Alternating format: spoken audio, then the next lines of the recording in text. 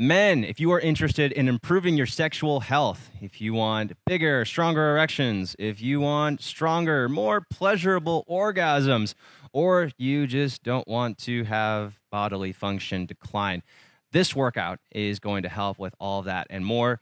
I've got Lance Frank here. He is a pelvic floor specialist, and he is going to tell you some things that you might not know about your sexual function and give you the exercises that he gives to his patients at his clinic in Atlanta. All right, Lance, take it away.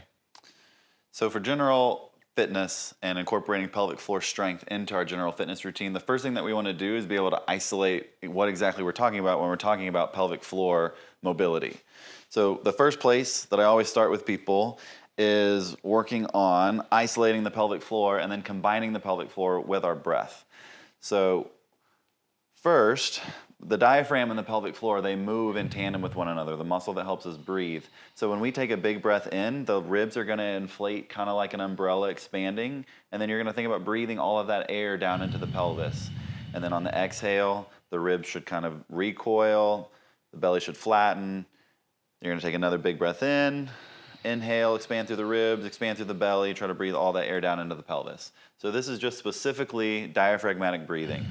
This is one half of pelvic floor mobility.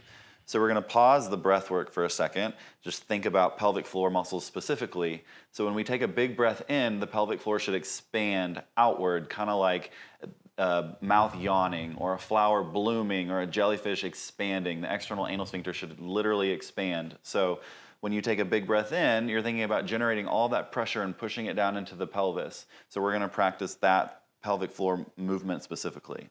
So, Dean, whenever you're ready, I'm going to have you take a big breath in, try to expand through the ribs, and gently generate pressure down into the pelvis, gently bulge, expand, lengthen, and then exhale. So we're going to pair the breath work with pelvic floor mobility. And so we're going to start by assessing the pelvic floor and making sure that we know how to isolate those muscles specifically. So what I always tell patients is it's kind of like if you know how to do a Kegel. I want you to think about trying to make your penis jump, or trying to stop the flow of urine, or trying to hold in a fart. So Dean, I don't want you to try to do that for me. We're going to skip the breath work for just a second. I just want you to try to do one of those pelvic floor contractions. Check. Perfect. Now let that go. Gently relax. Okay.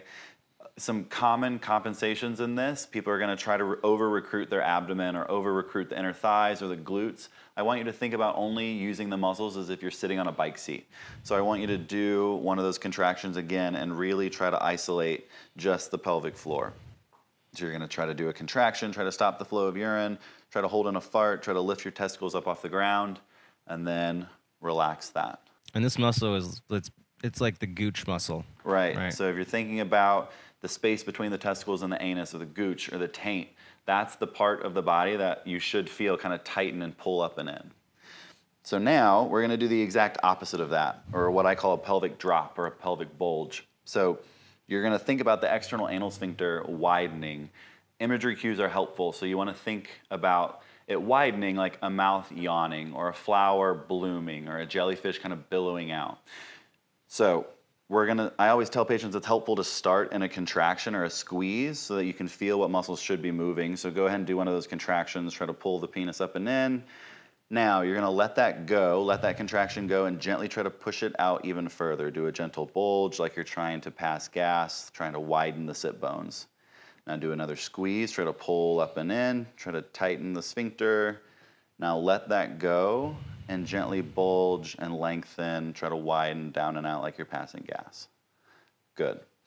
So that's pelvic floor mobility specifically. Let's pair that with our breath work now.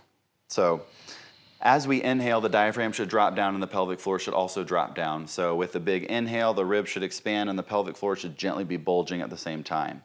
Then when you exhale, you're going to blow all that air out, and you're going to gently squeeze and pull the pelvic floor up and in, trying to tighten the sphincter, lift the testicles. Good. Now inhale, try to expand through the belly, expand through the abdomen, breathe all that air into the pelvis, gently bulge the pelvic floor down and out. And then exhale, squeeze, pull the pelvic floor up and in, try to blow all of that air out at the same time. Good. Let's do one more. Inhale. expand through the ribs, expand the abdomen, try to breathe all that air into the pelvic floor, expand, gently bulge, exhale, squeeze, try to pull up and in, pull the pelvic floor up and in. Good. 10 to 15 breaths of these once or twice a day, making sure that you're incorporating breath work into pelvic floor mobility. Next up, we're going to go into general pelvic floor endurance. So part of the pelvic floor's job is maintaining continence and maintaining strength all throughout the day. So working on endurance is also a key role in optimizing general pelvic health.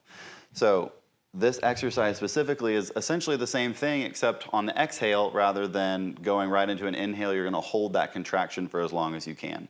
The goal is to aim for around 10 seconds. So let's go through this. Big inhale in, Dean, good. Try to gently bulge, and then exhale. Blow all that air out. Squeeze the pelvic floor, pull up and in, and at the end of the squeeze, you're going to try to hold. 1, 2, 3, 4, 5, 6, 7, 8, 9, 10, and then relax. So with this, it's okay if you feel like you can't hold your breath that long. It's okay if you have to take a few breaths. The important thing is trying to maintain that pelvic floor contraction the entire time. If you feel yourself start to quiver, if you feel like you're giving out, then just relax and try to go into another set, because we're trying to improve endurance. And so if you feel yourself quivering and maintaining a half contraction, it's kind of defeating the purpose. Should we be working on flexing the penis or engaging the pelvic floor as we're exhaling, or just at the bottom of the exhale? You want to do it as you're exhaling. So that squeeze, get to that max contraction. So you're going to inhale, good, exhale, blow all the air out, squeeze the pelvic floor, try to get to that max contraction, and then you're going to hold that contraction at the very end.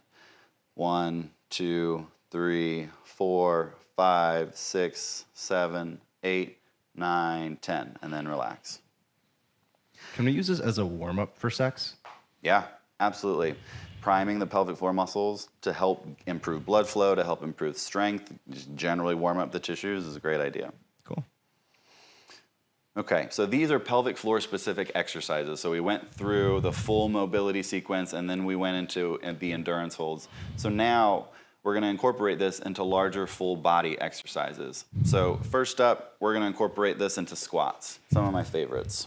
Guys, I hope you're enjoying this tutorial. If you're looking for more exercises, more workouts that you can do to strengthen your pelvic floor, I've got a great free 7-day sexual wellness challenge. Check that out at the link in the description below when the workout's finished. And if squats are too easy, you can add weight.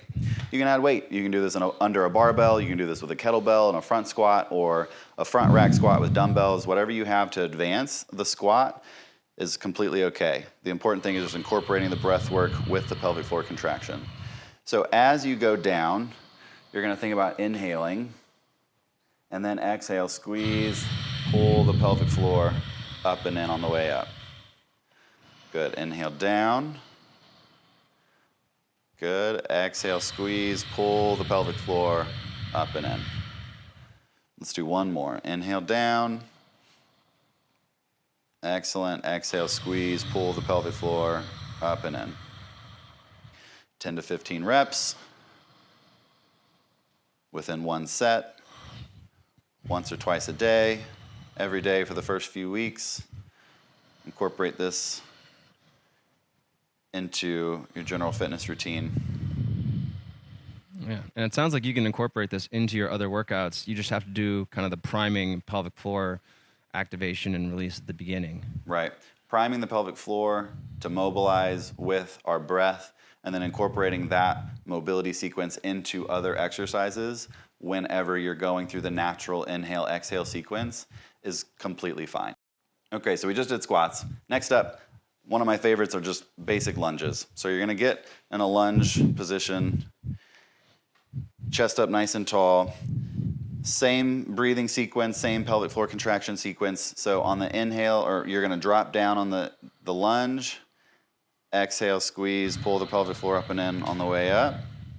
Good, inhale down, exhale up. Good. And as Dean was saying with the squats, there are plenty of ways to progress this if this is too easy. You can use dumbbells, you can use a kettlebell for a goblet lunge. You can do a dynamic walking lunge with this same breathing sequence. It's all the same. You just have to incorporate the breath work with the pelvic floor contraction in it as well. 10 to 15 reps on each leg, once or twice a day, every day for first few weeks. Good. Okay, so now we've gone through a lunge, we've talked about the breath work and the pelvic floor mobility. Now we're going to start to target the inner thighs and the groin and the pelvic floor specifically as well. So we're going to go into a Cossack squat, or I call them lateral lunges. So just as Dean is showing, you want to make sure that you're in a wide stance, a wide-legged stance. You might externally rotate or turn your feet out a little bit. And you're just going to shift your weight from one side to the other, sitting your hips into that back pocket on each leg, really supporting through the hips, through the stance leg and the squat. And you're going to incorporate the same pelvic floor breathing sequence that we've been doing this entire time. So on the drop down, you're going to inhale, and then exhale, squeeze, pull the pelvic floor up and in. Inhale, lunge, exhale, squeeze. When you get good at this, or if you get good at this, you can let your toe come up off the ground on the opposite leg and kind of roll up into that full squat.